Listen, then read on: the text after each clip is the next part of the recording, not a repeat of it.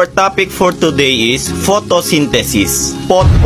What is photosynthesis? Ma'am, photosynthesis is our topic for today. Yeah. Pot, labas! Ikaw, Olive, ano huling sinabi ni Rizal bago siya barilin? Ang sinabi niya po ay, nahuli may tangin eh. Punyetang bata, labas! Nako, kayong mga bata, mag-aral nga kayo ng mabuti. Para naman balang araw masabi ko na, wow, si Juan pulis na. Wow, si Karen doktor na. Wow, si Bea engineer na. Wow, si Ma'am patay na.